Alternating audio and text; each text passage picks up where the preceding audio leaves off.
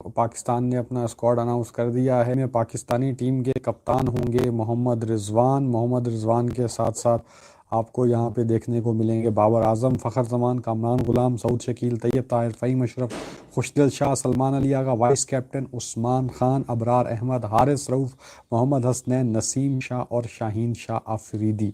तो जनाब ये 15 रुकनी स्क्वाड है जिसके लिए पाकिस्तान ने इतने दिनों से जो है ना इसको छुपा के रखा हुआ था, बचा के रखा हुआ था कि खुदा जाने वो क्या ऐसा कोई हंगामा बर्पा करना चाहते थे। तो बहरहाल जो भी करना चाहते थे वो यही है, आपके सामने जो भी है वो यही है। सारी दुनिया जानती है कि जी पाकिस्तान के पास यही 15 20 25 लड़के आप हद से हद कह सकते हो जिनका एक पूल था, उन्हीं में से प्लेयर कोई आने थे, चाहे कोई सरप्राइज डिसीजन भी होते, वही हुआ है ऑलमोस्ट। अलबत्ता कुछ यहाँ पे सरप्राइजेज हैं। सबसे पहले तो मैं आपको बताना चाहूँगा कि पाकिस्तान का जो स्क्वाड है बड़े एक स्वीट इनोसेंट स्वामी तरीके से इसको अनाउंस किया गया। सबसे पहले नाम लिया सरफराज अहमद ने कहा जी मोहम्मद रिजवान। तो सरफराज अहमद पाकिस्तान के विकेट कीपर, फॉर्मर कैप्टन, अभी भी क्रिकेट खेल रहे हैं, पाकिस्तान के विनिंग कैप्टन थे चैंपियंस ट्रॉफी 2017 के। तो उनके साथ स्टार्ट किया गया और उन्होंने अनाउंस किया कि जी मोहम्मद रिजवान के बाद फिर हफीज़ आए, मोहम्मद हफीज़ प्रोफेसर, उन्होंने नाम लिया सलमान अली आगा। उसके बाद आते हैं अजहर अली जो नाम लेते हैं तैयब ताहिर। उसके बाद आते हैं बाबर आजम, ज़ाहिर है वो अपना ही नाम लेते हैं, बाबर आजम का नाम लेते हैं। फ़खर ज़मान का नाम लेते हैं। फ़हीम अशरफ का नाम लेते हैं। उसके बाद जो मैं हैरान हुआ और मुझे अच्छा भी लगा, वो जेस्चर मुझे बहुत अच्छा लगा, सबसे अच्छा जो जेस्चर था, शादाब खान आते हैं और वो नाम लेते हैं अबरार अहमद का। ये मुझे जेस्चर सबसे अच्छा लगा, सबसे ज़्यादा मुझे यही जेस्चर पसंद भी आया। बाकी फिर इस तरीके से खिलाड़ी आ जाते हैं, जुनैद खान आते हैं, नसीम शाह का नाम लेते हैं, इस तरीके से अहमद शहजाद आते हैं, वो उस्मान खान का नाम लेते हैं, हारिस सुहेल नाम लेते हैं सऊद शकील का। दो यहाँ पे ऐसे खिलाड़ी हैं जो अभी हाल फिलहाल में खेल रहे हैं, पर आई डोंट नो शायद ये वीडियो बनाते वक्त वो अवेलेबल नहीं थे, वो आपको इस वीडियो में दिखाई नहीं देंगे। शाहीन अफरीदी, सबसे एंड पे कामरान गुलाम का नाम लेते हैं शोएब मलिक, और मोहम्मद आमिर हारिस रऊफ का नाम लेते हैं। चलो वो अपना एक पिंडी का कनेक्शन वो भी आ गया, तो बड़ा अच्छा लगा। तो ये बड़ा अच्छा जेस्चर था, मुझे ये जेस्चर पसंद आया। हाँ, शाहीन का नाम लेते हैं रोमान रईस शाहीन का नाम लेते। स्क्वाड पे आते हैं, रिजवान ने तो कप्तान होना ही था, सलमान अली आगा आपके वाइस कैप्टन थे, उन्होंने तो खेलना ही था। तो ये दो ऑप्शन आपके वैसे ही टिक हो गए। बाबर आजम आपके स्टार प्लेयर हैं, आपका रिजवान ने तो खेलना था, कप्तान है। सलमान आगा आपके वाइस कैप्टन हैं, इन्होंने तो खेलना था। बाबर आजम आपके स्टार प्लेयर हैं, वो भी खेलेंगे। शाहीन आपके स्टार प्लेयर हैं, उन्होंने भी खेलना था। रऊफ़ आपके स्टार प्लेयर हैं, उन्होंने भी खेलना था।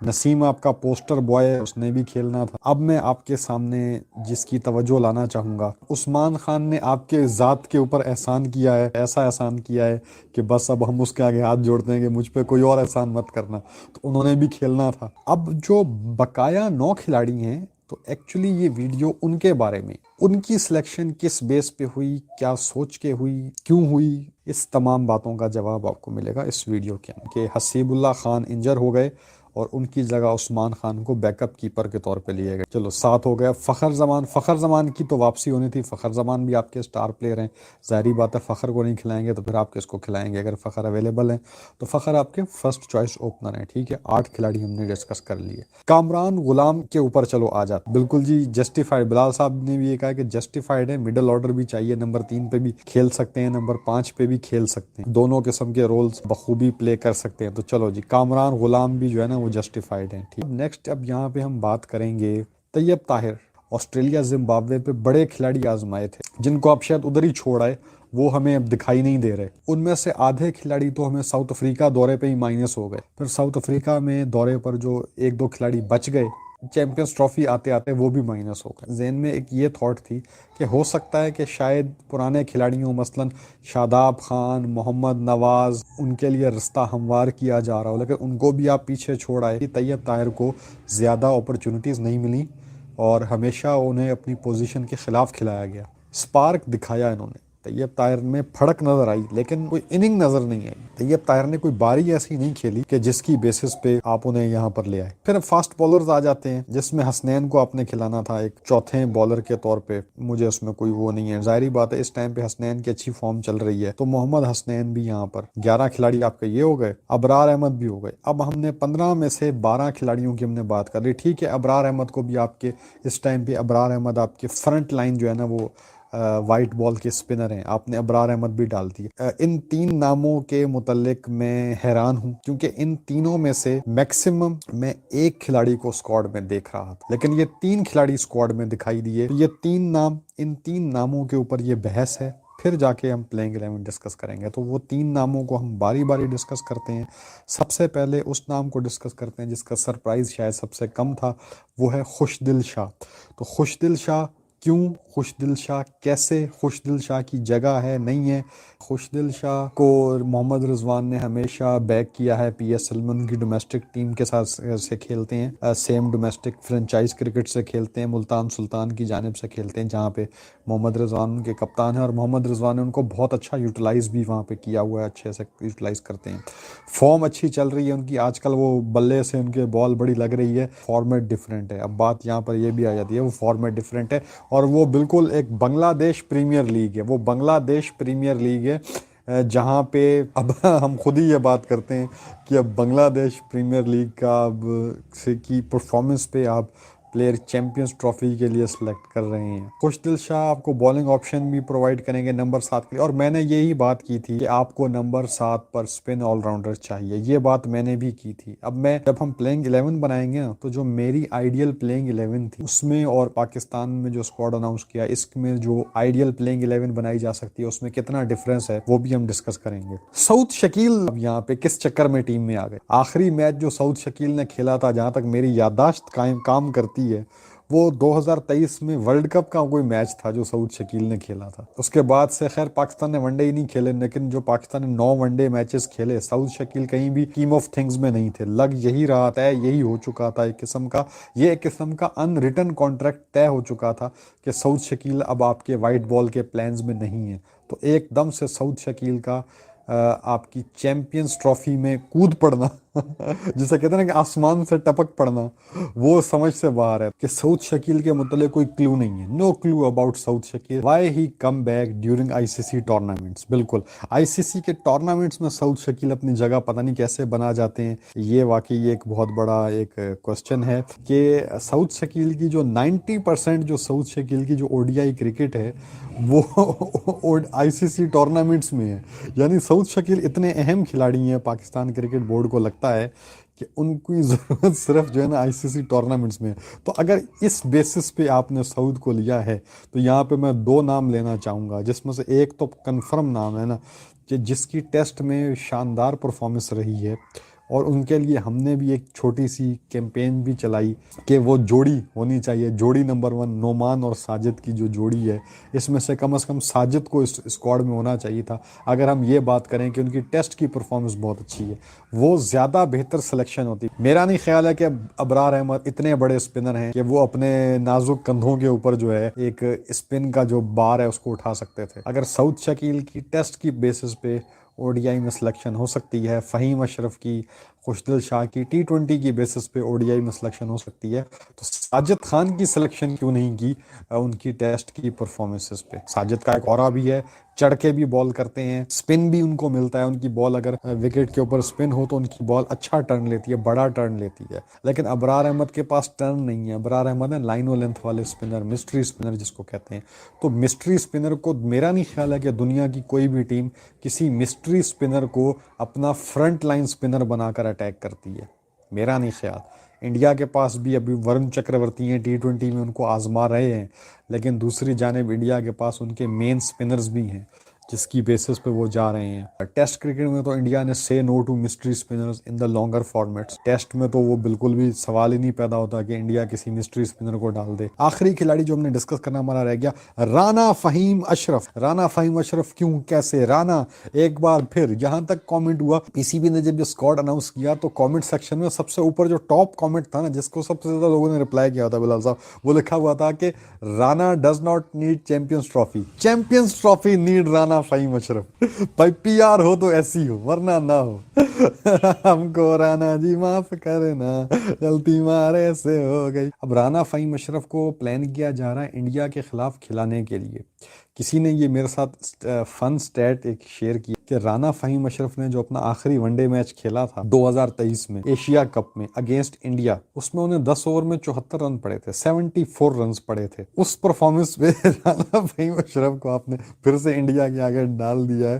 तो क्या एक राना फहीम अशरफ जैसा एक मीडियम पेसर, क्या आपको लगता है कि इंडिया को कोई सता सकेगा, कोई डरा सकेगा, कोई धमका सकेगा? क्या थॉट्स हैं आप? बिलाल साहब, राना फहीम अशरफ जो कि स्कीम ऑफ थिंग्स में भी नहीं था, वो एकदम से कैसे इस स्क्वाड का हिस्सा बन गया, जबकि आमिर जमाल प्लान्स में शामिल रहा है, आपने उसको मौके भी देते आए हो। फिर एक यंग ब्लड आपने जो ट्राई किया हुआ था, जहांदाद खान, जिसको अपने ऑस्ट्रेलिया जैसी जगहों पे, ऑस्ट्रेलिया जैसी कंडीशंस में आपने उसको मौका दिया और उसको लेकर ही नहीं आए। अब यहाँ पे एक बहुत बड़ा ये क्वेश्चन बन रहा है। चलें जी, राना फहीम अशरफ का हमने डिस्कस कर लिया कि राना भी बस किसी भी लीग में जहां भी कोई खिलाड़ी T20 फ्रेंचाइज क्रिकेट में परफॉर्म कर रहा होता है, ओडीआई फॉर्मेट में सिलेक्शन करने का हकदार कभी भी नहीं बनता। तो ये मुझे खुद इस टीम की जो सिलेक्शन है, जिसमें आपके 7 8 9 प्लेयर तो आप समझो कि वही थे, चलो हद आप जोर अगर लगा लो कि 10 खिलाड़ी तो ऐसे थे कि जो सिलेक्ट होने ही थे क्योंकि आपके पास और कोई ऑप्शन नहीं है। लेकिन इस स्क्वाड में कम से कम 5 खिलाड़ी ऐसे हैं, कम से कम 5 खिलाड़ी इस स्क्वाड के अंदर ऐसे हैं जो मैं समझता हूं कि सिलेक्शन जो है ना वो दुरुस्त नहीं है, तो नज़रसानी की जा सकती है। अच्छा, अच्छी खबर आपको मैं देता चलूं कि 11 फरवरी तक आप अपना स्क्वाड चेंज कर सकते हैं। तो मैं एक आध चेंज इस तब्दीली इसमें देख, जो स्क्वाड पाकिस्तान का अनाउंस हो गया, हमने आपको स्क्वाड बता दिया। मोहम्मद रिजवान है, सलमान आगा वाइस कैप्टन है, बाबर आजम, शाहीन अफरीदी, हारिस रऊफ, नसीम शाह, उस्मान खान, फ़खर जमान, कामरान गुलाम, तैयब ताहिर, मोहम्मद हसनैन, अबरार अहमद, खुशदिल शाह, सऊद शकील और फ़हीम अशरफ। अब बताऊं आपको मैं प्लेइंग 11 क्या होगी और क्या होनी चाहिए। प्लेइंग 11 पाकिस्तान की होगी, फ़खर जमान और बाबर आजम ओपन करेंगे। इसके अलावा मुझे इस पूरे स्क्वाड में कोई और ओपन का ऑप्शन नज़र नहीं आ रहा। सऊद शकील को ओपन करवाना इतनी बड़ी बेवकूफ़ी होगी कि इससे बड़ी और बेवकूफ़ी शायद क्रिकेट दुनिया में कोई हुई भी नहीं हो। नंबर 3 पे मैं चाहता हूं कि यहाँ पे आएंगे कामरान गुलाम। कामरान गुलाम को भी थोड़े रन्स बनाने की ज़रूरत है क्योंकि शौकियाँ बहुत उन्होंने मार ली हैं। 100 जो डेब्यू इनिंग्स में किया था, उसके बाद 150 किया उन्होंने साउथ अफ्रीका में वनडे में, 150 साउथ अफ्रीका में टेस्ट में, 100 उन्होंने जिम्बाब्वे में कर दिया। That's it. थोड़े से करियर में 4 उन्होंने बड़ी परफॉर्मेंसेस दी हैं, अच्छी बात है, वेल है, बहुत अच्छी परफॉर्मेंसेस हैं। बट द पॉइंट जिसकी मुझे टेंशन है वो ये है कि इन 4 बड़ी परफॉर्मेंसेस के अलावा बाकी मैचों में वो या तो 0 पे निकल लेते हैं, या 4-5 रन बना के निकल लेते हैं, या 8-9 रन बना के निकल लेते हैं। तो कामरान गुलाम ये जो एहसान कर रहे हैं ना टीम के ऊपर, ये प्लीज़ ये एहसान वाला काम मत करो। अब ज़माना ऐसा आ गया है कि हर मैच में परफॉर्म करना है। अब ये चैंपियंस ट्रॉफी आ गई है, अब यहाँ पे आपका जो ये नॉन सीरियस एटीट्यूड है ये नहीं चलेगा। टैलेंट बहुत ज़्यादा है। किस टाइम पाकिस्तान का सबसे तगड़ा बैट्समैन अगर मैं कहूँगा ना तो वो कामरान गुलाम है। सीरियस होके खेलो। मुझे कामरान गुलाम के बिहेवियर में पिछले 1-1.5 महीने से उसके एटीट्यूड में बहुत ज़्यादा नॉन सीरियसनेस नज़र आ रही है, उसको ख़त्म करो, ठीक है। नंबर 3 पे खेलेंगे कामरान गुलाम। नंबर 4 पे कप्तान मोहम्मद रिजवान आएंगे, ठीक है, उनका नंबर है, सूटेबल है इस पोजीशन के लिए भी। नंबर 5 पे अब आपने यहाँ पे सेलेक्ट किया है तो आपको खिलाना पड़ेगा यहाँ पे तैयब ताहिर। हालांकि पाकिस्तान के वाइट बॉल के वाइस कैप्टन सऊद शकील भी इस नंबर की ताड़ में होंगे, लेकिन मैं नहीं समझता काम तैयब ताहिर के साथ आप जा रहे हो तो आपको तैयब ताहिर के साथ ही जाना चाहिए। नंबर 6 पे ऑब्वियसली सलमान अली आगा। तो मोस्ट प्रोबेबली यही प्लेइंग 11 मैं पहले भी बात कर रहा था और यही प्लेइंग 11 अब बन भी गई। अब मैं यहाँ पर एक बात करना चाहता हूँ कि इन केस इन फ्यूचर अगर साइम अयूब आ भी जाते हैं तो पाकिस्तान को चाहिए कि बाबर आजम को ओपनर के तौर पे ही रखे। पता नहीं क्यों मुझे ऐसा फील हो रहा है कि Babar Azam as an opener कहीं ज़्यादा सूटेबल हैं और कहीं ज़्यादा कारामद हैं एज़ कम्पेयर कि उनको वन डाउन नंबर 3 4 या मिडिल ऑर्डर में खिलाया जाए। मुझे ये फील आ रही है, बड़े ज़ोरों से आ रही है। नंबर 7 पे अब आपने सेलेक्ट किया है तो खिलाना पड़ेगा, नाम है खुशदिल शाह। मैं फ़हीम अशरफ को इस प्लेइंग 11 में नहीं देख रहा क्योंकि हमारे पास ऑलरेडी 3 स्टार फास्ट बॉलर हैं जिनके साथ हमने हर मैच में जाना है। तो चौथे फास्ट बॉलर के साथ जाने को मैं यहाँ पे कोई सेंसिबल नहीं समझूंगा। आपको स्पिन ऑलराउंडर्स की, आपको स्पिन वेरिएशन की बहुत ज़्यादा ज़रूरत है। खुशदिल शाह आपके होंगे नंबर 7। नंबर 8 पे वही है शाहीन अफरीदी, नंबर 9 पे नसीम शाह, नंबर 10 पे हारिस रऊफ और नंबर 11 पे अबरार। तो मेरे जो 4 बेंच पे बैठेंगे वो होंगे हसनैन, वो होंगे उस्मान खान, वो होंगे फ़हीम अशरफ और वो होंगे सऊद शकील। तो बहरहाल जी पाकिस्तान का स्क्वाड आ गया। अब इस स्क्वाड को हमने रेट करना है तो मैं अभी अपने सामने इंडिया का स्क्वाड रखूँगा जिसको मैंने रेट किया था 9.9। एक उनका मैंने जो 0.01 काटा था वो ह्यूमन एरर की बेसिस पे काटा था कि हैं तो इंसान ही, इसलिए इनका 0.1 मैंने काट लिया था। अब पाकिस्तान का जो स्क्वाड मेरे सामने है, अब यहाँ पे मैं अगर एक साइम अयूब की गैर मौजूदगी इसको स्क्वाड को वैसे ही बहुत ज़्यादा गलत बना देती है। ऊपर से आपने जो 2 4 ऑप्शन हमने ये सिलेक्ट कर लेंगे, सऊद शकील, ये सर ये आपने स्लॉट ज़ाया करने वाली बात की है। फ़हीम अशरफ, उस्मान खान, ये आपने स्लॉट ज़ाया करने वाली बात की। ये आपने कम अज़ कम भी जो है ना 3 स्लॉट मैं समझता हूँ किसी स्क्वाड में आपने ज़ाया किए हैं जिसमें से 2 तो कंफर्म है। क्योंकि अगर आपको इस बेसिस पे स्लॉट सिलेक्शन करनी थी कि जी टेस्ट की बेसिस पे अगर आपने सेलेक्ट करना था कि सऊद चूँकि टेस्ट में अच्छा खेल रहे हैं, स्पिन को अच्छे में परफॉर्म कर रहे हैं, तो साजिद खान में क्या बुराई थी। अगर आपने T20 की बेसिस पे आपने फ़हीम अशरफ को सिलेक्ट कर लिया तो फिर आपको वही फिर बात आ जाती है कि फिर टेस्ट की बेसिस पे साजिद खान क्यों सिलेक्ट नहीं हुए। बिलाल के साथ मैं एक मरतबा फिर एग्रीड करूंगा, बिलाल ने भी इस टीम को दिए हैं 7.5 और मैं भी इस टीम को दूंगा 7.5। बिल्कुल एक दुखी दिल के साथ, ज़ख्मी दिल के साथ मैं भी यही कहूँगा कि जी इस टीम की जो रेटिंग है हमारी नज़र में 7.5 है। Sorry, this is what it is. तो पाकिस्तान से कहीं ज़्यादा तगड़ी टीमें इंडिया और न्यूजीलैंड, इनकी हमने ज़्यादा रेटिंग की है। न्यूजीलैंड की टीम और भारत की टीम ज़्यादा तगड़ी है पाकिस्तान की निस्बत इस चैम्पियंस ट्रॉफी के लिए। पेपर पे तो आप नहीं जीत सकते इन दोनों टीमों से, अब आपको मैदान में इनको हराना होगा और मैदान में इनको हराने के लिए आपको बहुत ही अच्छा खेल पेश करना होगा और साथ साथ ये दुआ भी करनी होगी कि किस्मत भी आपका साथ दे। तो जिसकी रेटिंग 9.9 हमने रखी है और आपकी अपनी रेटिंग हमने 7.5 रखी है तो फिर ये गैप बहुत ज़्यादा हो जाएगा। मैं बताता चलूँ कि ये ट्राई नेशन सीरीज़ का भी यही स्क्वाड है, यही चैम्पियंस ट्रॉफी का स्क्वाड है। तो ट्राई नेशन सीरीज़ 8 तारीख से शुरू होगी। 8 फरवरी से लाहौर के कज़ाफ़ी स्टेडियम में पाकिस्तान बमुकाबला न्यूजीलैंड मैच खेला जाएगा। इंशाल्लाह ताला आपको ज्वाइन करेंगे उस मैच में। आपको कुछ बात बताता चलूँ, राशिद लतीफ़ ने इस स्क्वाड पे तबसरा ये किया जो हमने इसमें बात की इस वीडियो के अंदर भी, कि वो दौरा ज़िम्बाब्वे, दौरा ऑस्ट्रेलिया के जो चेहरे थे वो दिखाई नहीं दे रहे।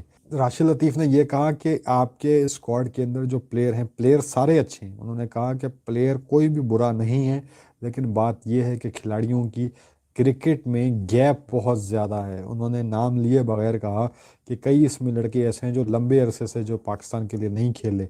और यहाँ पे मेन जो उन्होंने सवाल उठाया था जो कि बहुत जेन्युइन सवाल है, जो आप ऑस्ट्रेलिया जिम्बाब्वे 26 27 लड़के लेकर गए, साउथ अफ्रीका लड़के लेकर गए, उन लड़कों का क्या बना। आपने ऑस्ट्रेलिया जिम्बाब्वे, चलो आपने जिम्बाब्वे का तो समझ आता है, लेकिन आपने ऑस्ट्रेलिया के दौरे पे कई नए चेहरे मुतारिफ करवा दिए, वो अब कहाँ हैं। क्या वो बस ऑस्ट्रेलिया जिम्बाब्वे के दौरों तक के लिए थे कि दौरे करवाने थे तो आपने उनको दौरे करवा के खुश कर दिया उन नौजवान लड़कों को, प्लेयर्स को, और उनमें से आपने 80% जो थे ऑस्ट्रेलिया जिम्बाब्वे के दौरे के बाद ही प्लेयर उधर ही छांटी कर दिए, उधर से ही आपने उनको वापस वतन भेज दिया। और आप साउथ अफ्रीका के दौरे पे उनमें से काफ़ी ज़्यादा खिलाड़ियों को नहीं लेकर गए। और फिर आपने साउथ अफ्रीका दौरे के बाद उधर से भी आपने छांटियाँ मारी और खुशदिल शाह 3 साल से पाकिस्तान के लिए वनडे मैच नहीं खेले। आखिरी वनडे मैच पाकिस्तान के लिए खेले थे ऑस्ट्रेलिया के ख़िलाफ़, लाहौर में ये मैच था आई बिलीव, अगर मैं गलत नहीं तो। बिलाल साहब, वो मैच मैंने और आपने इकट्ठा बैठ के देखा था। हमारे साथ एक और भी हमारे कोलीग भी थे, अगर आपको याद हो तो, जिसमें पहली ही बॉल पे शाहीन अफरीदी ने full toss ball air swing करके ट्रेविस हेड को बोल्ड किया था। तो वो खुशदिल शाह का आखिरी वनडे मैच था जो 3 साल पहले खेला गया था। राना फ़हीम अशरफ ने 1.5 साल पहले वनडे मैच खेला था जिसमें उनको 74 रन्स पड़े थे भारत के खिलाफ। सऊद शकील ने भी 1.25 साल पहले अपना आखिरी वनडे मैच खेला था जिसमें उनकी भी यादें कुछ अच्छी नहीं हैं। सऊद शकील ने तो खैर उस पूरे वर्ल्ड कप में सिवाय नेदरलैंड्स के जो पहला मैच था, किसी मैच में कोई खातिर खा कारनामा नहीं अंजाम दिया, कोई ख़ास परफॉर्मेंस नहीं दी थी। और भारत में तो सऊद शकील स्पिन के ख़िलाफ़ भी बहुत ज़्यादा फंसे थे। पेस पे तो फंस ही रहे थे, स्पिन पर भी फंस रहे थे भारत में। हालांकि स्पिन को अच्छा खेलने के लिए मशहूर है और अच्छी खेलते भी हैं, लेकिन टेस्ट में अच्छा खेलते हैं। ओडीआई क्रिकेट में स्पिन पे फंस जाते हैं क्योंकि ओडीआई में वाइट बॉल में मुख्तलिफ तरह के स्पिनर्स होते हैं जो आपको टेस्ट में उस तरह देखने को नहीं मिलते। कन्वेंशनल स्पिनर नहीं होते वो, तो उन पे सऊद शकील फंस जाते हैं। सुफियान मुकीम की अगर मैं बात करूँ, आप लेकर गए, आपने अरफात मिनास को तैयार किया, करने की कोशिश की, लेकिन आपने उनको भी आगे मौका नहीं दिया। जहादात खान जो आपका ब्राइट फ्यूचर आप उन पे इन्वेस्ट कर रहे हैं, उनको आपने चांस नहीं दिया। आमिर जमाल को, ठीक है, मैं आमिर जमाल को कोई हार्दिक पांड्या या कोई एंड्रयू फ्लिंटॉफ का कॉम्बिनेशन में नहीं कहूँगा उनको, वो उनके मुकाबले में कुछ भी नहीं है, बट स्टिल वो आपने एक प्लेयर लिया हुआ है जिसको आप खिला रहे हैं, चांसेस दे रहे हैं, तो वाई नॉट के उनको आप ट्राई कर लेते जो उनको जिनको आप रिसेंट टाइम पे आप चांसेस देते आए हैं। इसका मतलब है फिर आपने ये इस बात को एक्सेप्ट कर लिया कि हमने जो दौरा ऑस्ट्रेलिया, दौरा जिम्बाब्वे, दौरा जनूबी अफ्रीका, ये 3 दौरों पे जो हम 26-27 लड़के हम ऑस्ट्रेलिया जिम्बाब्वे लेकर गए थे और फिर 3 डिफरेंट टीमें हम बना के साउथ अफ्रीका लेकर गए थे, कुल मिला के ये हमने को 30 के करीब लड़के जो थे वो आजमाए और उन 30 में से जो है ना हमें घूम फिर के बस 10 को ही हमने कंफर्म रखा, बाकी 20 को टाटा बाय बाय कर दिया और 5 हम नए लड़के ले आए, या 3 हम एटलीस्ट नए लड़के ले आए। खुशदिल, फ़हीम और सऊद शकील को हमें लाना पड़ा क्योंकि हमारे पास घूम फिर के भी 12 से ज़्यादा प्लेयर बन नहीं पाए थे, तो हमें 3 स्लॉट खाली थे। इन 3 स्लॉट पे हमने पुराने वक्तों में से लड़के ला पुर किया, खाली जगह को पुर किया। यानी आप 27 लड़के ऑस्ट्रेलिया जिम्बाब्वे लेकर गए थे जिसमें से आपने 12 को फाइनलाइज किया है यहाँ पे अगर मैं देखूँ तो, और 15 लड़के जो आप ऑस्ट्रेलिया जिम्बाब्वे 15 लड़के लेकर गए, वो 15 के 15 को आपने टाटा बाय बाय कर दिया। पुराने प्लेयर जो 1.5 साल 2 साल 3 साल नहीं खेले हुए, उन्हें वापस ला रहे हैं, आपकी हमें ज़रूरत नहीं है। तो ये एक बहुत बड़ा सवालिया निशान होता है। नो डाउट खुशदिल शाह के बारे में बात हो रही थी कि खुशदिल शाह को टीम में लाया जा सकता है, लेकिन बात फिर वही होती थी कि ये एक डिफरेंट फॉर्मेट है जो वो खेल रहे हैं, वो फ्रेंचाइज क्रिकेट है। फ्रेंचाइज क्रिकेट की बेसिस पे तो आप T20 टीम में अपने प्लेयर को लाते हैं तो उस पर सवालिया निशान उठ जाते हैं कि यार फ्रेंचाइज में वो खेल रहा था, नेशनल में पता नहीं उस तरह खेल पाएगा या नहीं। तो ये तो फिर फॉर्मेट ही डिफरेंट है, तो ये चीज़ें समझ से बाहर हैं। बहरहाल दो यहाँ पे कम से कम भी अगर देखा जाए तो 3 स्लॉट्स जो हैं, उनमें से भी चलो खुशदिल को अगर आप डालो, आपको नंबर 7 पे स्पिन ऑलराउंडर चाहिए था, तो भी आपके यहाँ पे जो 2 स्लॉट हैं वो बिल्कुल भी जस्टिफाई नहीं है। फ़हीम अशरफ का और सऊद शकील का जो स्लॉट है वो यहाँ पर जस्टिफाइड बिल्कुल भी नहीं है। तो आप अब कमेंट सेक्शन में बताइए, जितने लोग हमें देख रहे हैं, कि आपकी क्या राय है, और कमेंट्स कीजिए और हमारे चैनल को सब्सक्राइब कीजिए जितने भी लोग हैं। और आई थिंक कि आप सबसे रिक्वेस्ट है कि प्लीज़ सब्सक्राइब यार ज़रूर कीजिए, ताकि हम जो इतनी मेहनत से वीडियोस बनाते हैं, आपके साथ डिस्कशन करते हैं, हमें उसका सिला मिल सके।